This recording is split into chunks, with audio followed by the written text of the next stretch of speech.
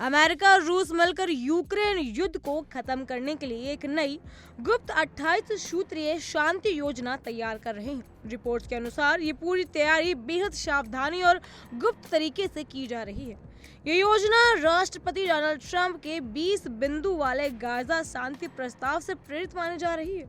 विश्व राजनीति में इस कदम को बहुत बड़ा और महत्वाकांक्षी प्रयास माना जा रहा है, जो यूरोप में दीर्घकालिक स्थिरता और सुरक्षा सुनिश्चित कर सकता है। अमेरिकी प्रशासन इस मसौदे को जल्द से जल्द अंतिम रूप देने के लिए कोशिश कर रहा है। अमेरिकी और रूसी अधिकारियों के अनुसार ट्रंप इस योजना को लेकर बेहद आशावादी हैं और इसे एक बड़े समाधान के रूप में देख रहे हैं।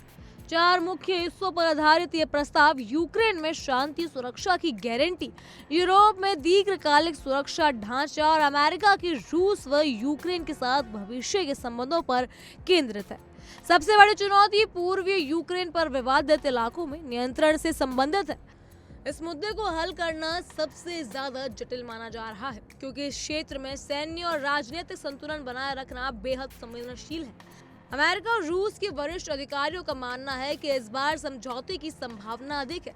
दिमित्रिव ने कहा कि 24 से 26 अक्टूबर के बीच मियामी में 3 दिनों तक हुई बैठकों में रूस की चिंताओं को गंभीरता से सुना गया।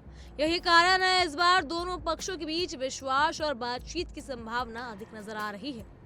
दिमित्रिव ने यह भी कहा कि ये योजना केवल यूक्रेन युद्ध तक सीमित नहीं, इसमें रूस की सुरक्षा चिंताओं के साथ साथ यूरोप में स्थायी सुरक्षा ढांचे को भी शामिल किया गया है।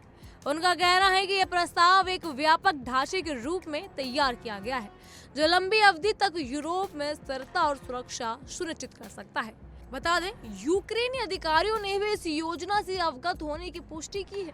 रिपोर्ट्स के अनुसार विचफोक ने हाल ही में यूक्रेन के राष्ट्रपति जेलेंस्की के राष्ट्रीय सुरक्षा सलाहकार रुस्तम उमरोव से इस मसले पर चर्चा की है। इस कदम में ये संकेत मिलता है कि यूक्रेन भी इस नई शांति पहल में भागीदारी है और योजना की रूपरेखा से परिचित है। अमेरिकी अधिकारियों ने बताया कि यूरोपीय देशों में इस प्रस्ताव के बारे में जानकारी देना शुरू हो चुका है।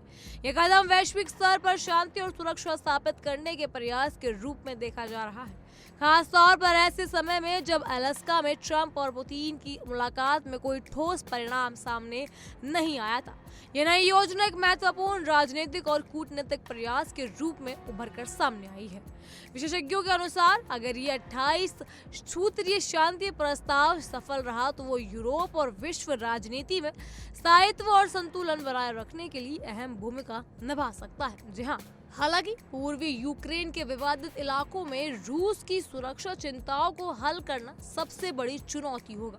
फिर भी अमेरिका और रूस का ये प्रयास दिखाता है कि युद्ध को समाप्त करने और स्थायी शांति स्थापित करने की दिशा में वैश्विक स्तर पर सक्रिय कूटनीति जारी है।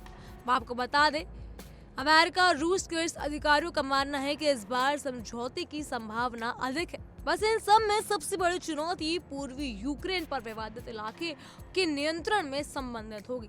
इस मुद्दे को हल करना सबसे जटिल माना जा रहा है, क्योंकि इस क्षेत्र में सैन्य और राजनीतिक संतुलन बनाए रखना बेहद जरूरी है।